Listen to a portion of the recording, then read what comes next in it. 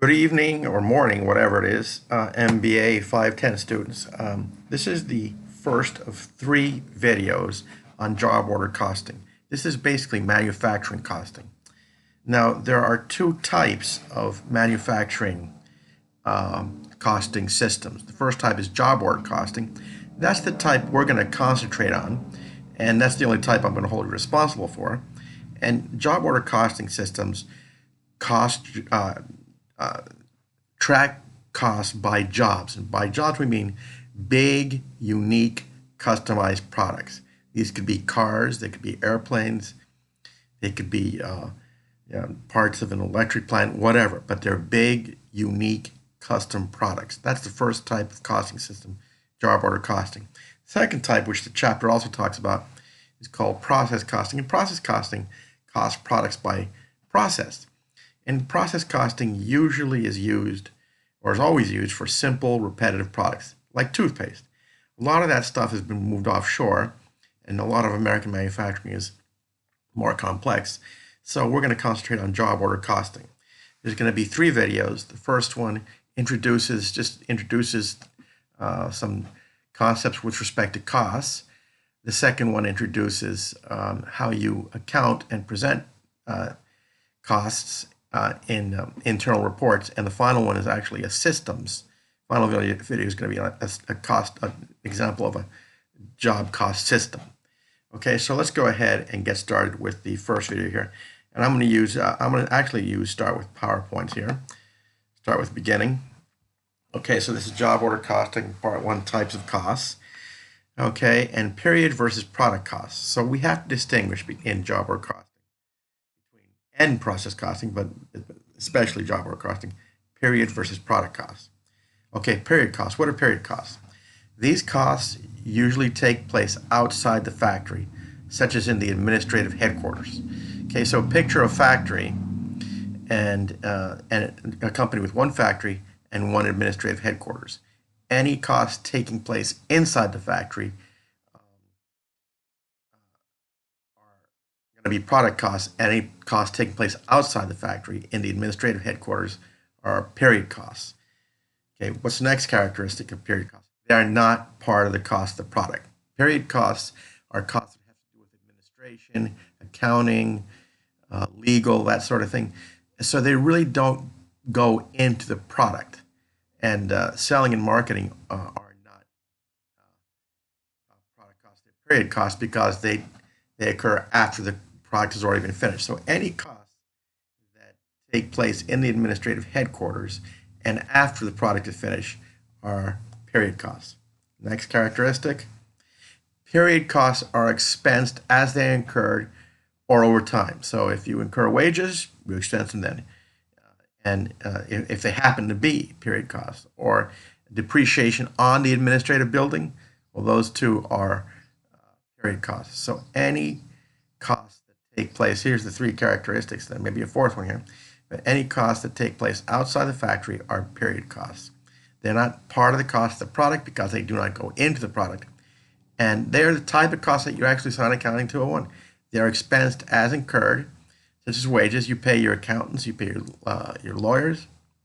Those are period costs, and depreciation on the administrative billing would also be period costs. Okay, product costs. Think of product costs as any costs that take place in the factory. So these costs take place in the factory, and for our purposes, they're going to be much more important than period costs. Product costs take place inside the factory. They're part of the cost of the product. So when you're costing a product, any cost that has to do with the factory or that goes into the product is part of the cost of the product. And since they are part of the cost of the product, they're part of cost of goods sold. So you don't expense them as you incur them. They go into the cost of the product and into inventory. And as you expense the inventory as it's sold, then they become part of cost of goods sold. Okay, now let's define specifically the three different categories of product costs. Direct materials. Okay, direct materials are materials, the cost of materials that go directly into the product. So if you're making computers, they would be the semiconductor boards, the keyboards, all the things that go directly into the product. Okay, second type of product cost is direct labor. These are the wages of assembly line workers that work directly on the product.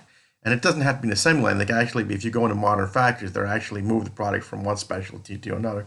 But anyway, any workers that are working directly on the product, their wages go directly, become part of the cost of the product. That's why they're called product costs. The final one is a catch-all category. Catch-all category is manufacturing overhead. Okay, so manufacturing overhead basically includes any costs that are incurred in the factory which are not which are not either direct materials or direct labor. And here's what manufacturing overhead includes. It includes indirect materials. These are materials in the factory, such as supplies, that do not go directly into the product. So direct materials, the one up here, let me go backwards here. Direct materials, these go directly into products. Indirect materials are part of manufacturing overhead, and but they do not go, and they are a product cost, but they don't go directly into a product. You can't trace them directly into a product, like you can a steering wheel into a car, let's say.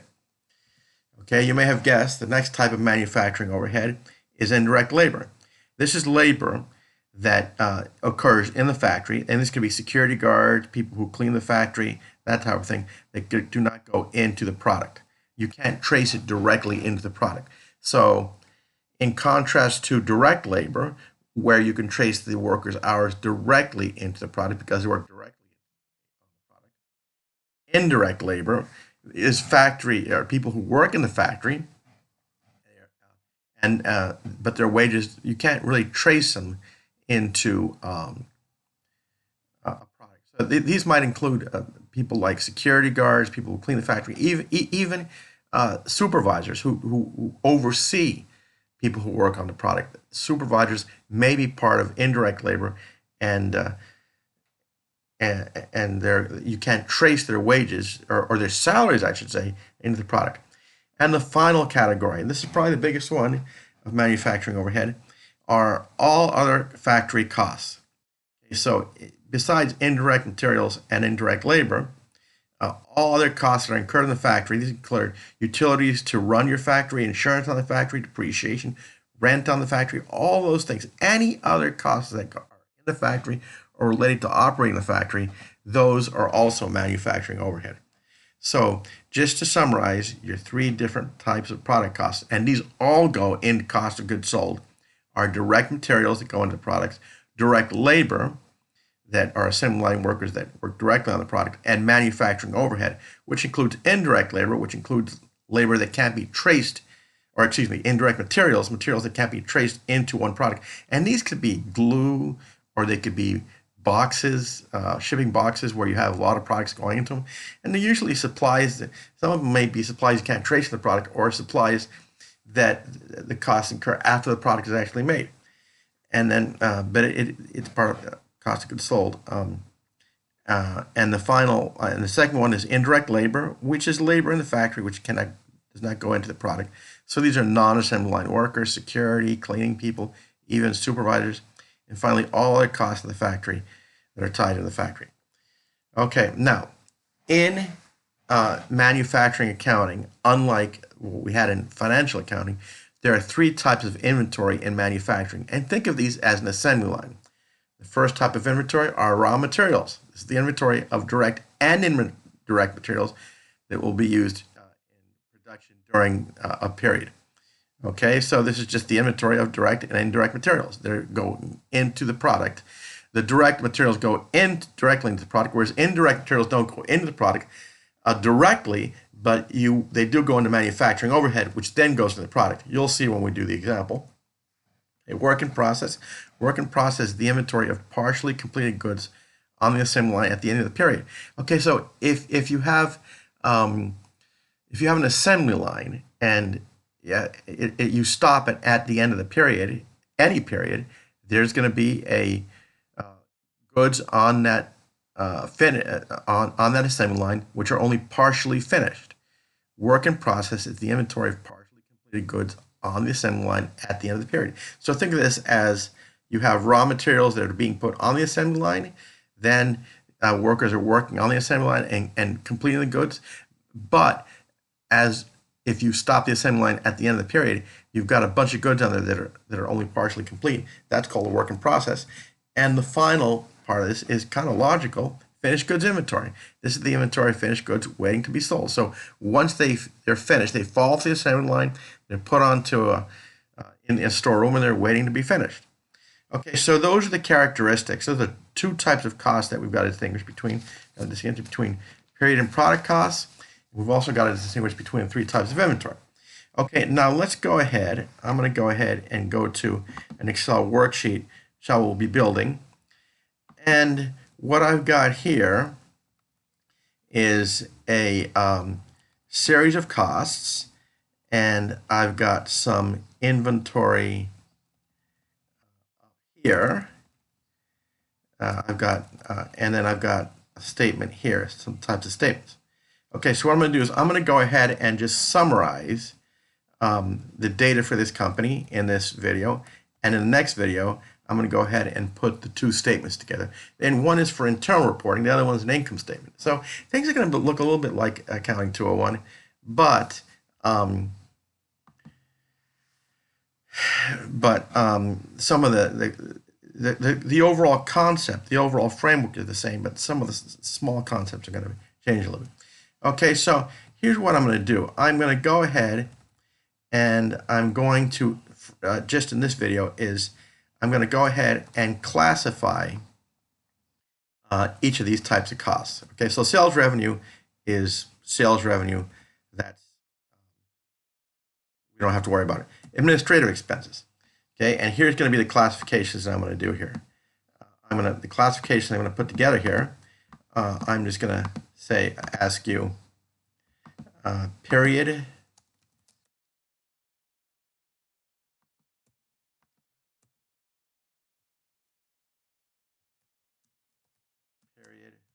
versus product cost.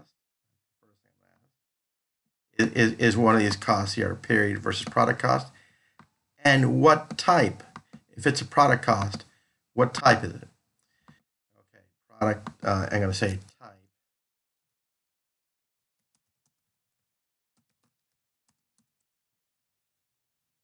Sales revenue, you don't have to worry about.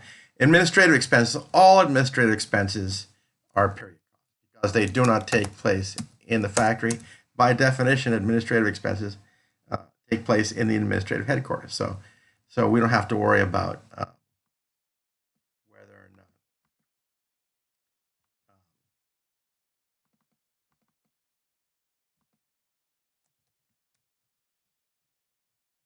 we don't have to worry about what type of cost. All administrative expenses are period costs. Depreciation on the factory, that is a product cost because it takes place in the factory. So this is a product cost and takes place in the factory. And what type of product cost is it? It's manufacturing overhead. It falls into the category. I'm going to go back here. Here, it falls into the category of product costs. It falls into all other costs. This one right here, all other costs on the factory, where I'm outlining right there. It's remember that manufacturing overhead includes indirect labor, direct labor, and all other factory costs. Well, this cost falls into all other factory costs, so it's type of manufacturing overhead. Okay, back to the Excel worksheet. Depreciation on office equipment. Okay, this is a period cost. Why is it a period cost?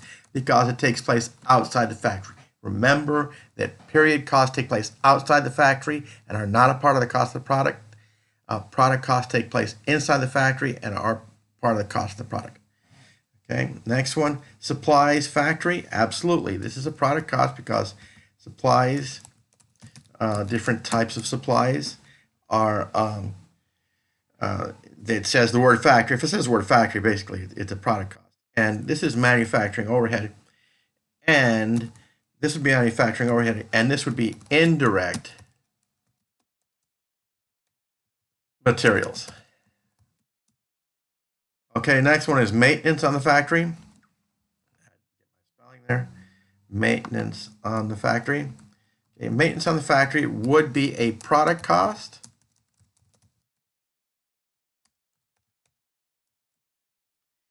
and it would be manufacturing overhead because it's not direct labor, it's not direct materials. Anything that's not direct labor or direct materials is manufacturing overhead, and it would just be sort of, I'm going to call it other factory costs. It's not indirect materials, not indirect labor. It is manufacturing overhead, takes place in the factory, and I'm also going to just sort of move this, copy that up to here. Okay. Utilities on the factory. Once again, this is a product cost. So this is a product cost. To be consistent here, is I'll copy these up here. This is product cost, and this is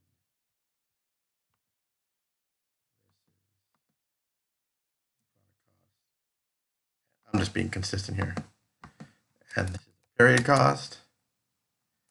That's a period cost. Utilities on the factory, definitely product cost. And what type are they? It's manufacturing overhead because it takes place in the factory. And it falls into the manufacturing overhead other factory costs. Okay, sales commissions. Sales commissions are a period cost.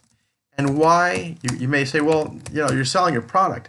Why are they sales commissions a period cost? Because they occur after the product has been finished. Something cannot be part of the cost of the product if the product has already been finished. It's you're selling, you're paying salespeople to sell an already finished product. So sales commissions are a selling type of sales expense. Okay, so I would say this is a period cost definitely, and it falls into marketing. Marketing and sales expenses are always period cost. Indirect labor. Well, we know that indirect labor is a product cost, so we will. Indirect labor is definitely a product cost, and it's MOH. I'm just going to put MOH here. It is manufacturing overhead, and it's indirect labor. Excuse me, rent on the factory building. Rent on the factory building, because it is on the factory building. This is a product cost, and I'm going to say it's manufacturing overhead, and it falls into the other category there. Okay, and so keep in mind that manufacturing, there's three types of product costs: direct labor, direct materials, and manufacturing overhead. Okay, and within manufacturing overhead, you've got indirect materials, indirect labor, and every other type of factory cost you have. Purchases of raw materials. Well, I'm just going to say that's inventory now. Raw materials per se, because keep in mind that it's a little bit different because it is a product cost, and this includes both direct materials, raw materials by definition, both direct materials and manufacturing overhead, which includes indirect materials. So when you talk about raw materials,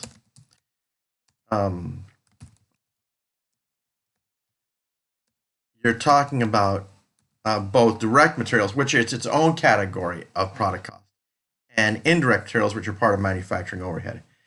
Now, direct labor costs, we know that direct labor is one of the big categories of product cost. So this is the product cost. I'm just going to put just direct labor by itself. And then finally, advertising expense. We will fix the spelling there. Advertising cost or expense, that's definitely a period cost.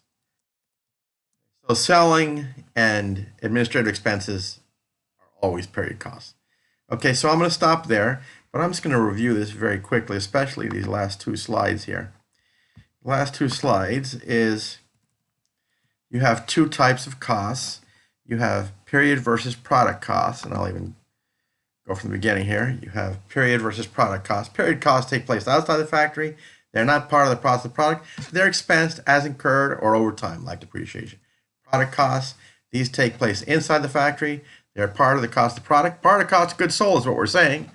And They are part of cost of goods sold, like I just said. Okay, formally there are three categories: direct materials, which go directly into the product; direct labor, which is your assembly line workers whose wages can be traced directly into a product; and manufacturing overhead, which includes three categories: indirect materials, which are materials in the factory but do not go directly, cannot be traced directly into one product; indirect labor, which includes factory labor such as security guards, people who clean the factory, could include supervisors who are not working on the product, who are salary based rather than wage based.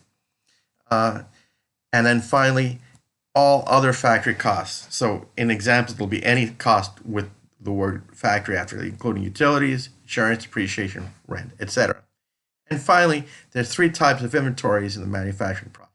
Raw materials inventory, which includes the inventory of both direct and indirect materials that will be used in production this period.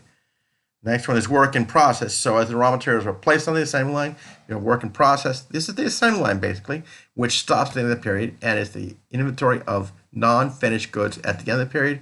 And as goods come off the assembly line, you can have finished goods inventory. Now, that's sort of a summary there. Now going back to the Excel spreadsheet, this is where we're going to start next time. So notice that in our example, we're going to have inventories. We're going to have raw materials. Our beginning raw materials inventory is going to be $9,000. Our ending raw materials inventory is going to be $11,000. Our work in process beginning is going to be $6,000. Ending is going to be $21,000. And the FGI's finished goods inventory is going to be $69,000 and $24,000. Okay, so anyway, that's where I'm going to stop this video. And in the next video, what I'm going to do is I'm going to show you how the cost flows, these various costs, are reported internally through what we call the schedule of COGM. Schedule of COGM stands for cost of goods manufactured. So this is an internal report saying this is what our cost of goods, this is what it took us to manufacture our goods. And we're going to see how that ties in to the external income statement. So we've got both internal reporting and external reporting in the next video. So anyway, I'll stop this one here, and then we'll continue with this in the next video. Thank you very much. Bye-bye.